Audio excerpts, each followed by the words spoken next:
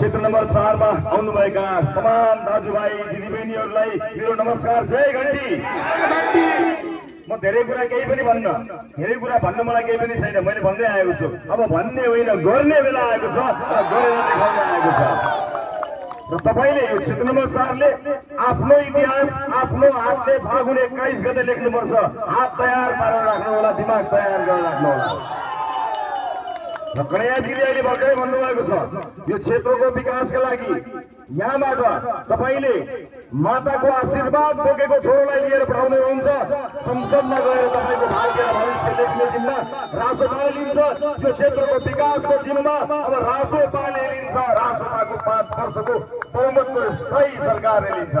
त्यसैले आज उपस्थित रहनुभएका तमाम दाजुभाइ दिदीबहिनीहरूलाई म यो मन्दिरमा बसेर प्रण गरेर भन्न चाहन्छु कि इमानदारीताका साथ हामी नेपाली जनताको सेवा गर्नेछौँ। हाम्रो व्यक्तिगत लाभ केही छैन। एउटा क्षेत्रको कुरा होइन, एउटा क्षेत्रको कुरा मात्र होइन, 4 नम्बर क्षेत्रको मात्र कुरा होइन, एउटा जिल्लाको मात्र कुरा होइन, सिङ्गो देशको विकासका लागि अब यहीबाट हामी प्रण गर्न चाहन्छौँ कि नेपाल अब नयाँ युगमा प्रवेश गर्छ।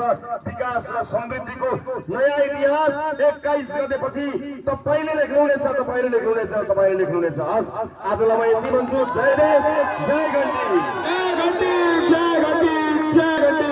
रवि दाई, रवि दाई, रवि दाई, अब की बार, अब की बार, अब की बार, अब की बार, अब की बार, चुपचाप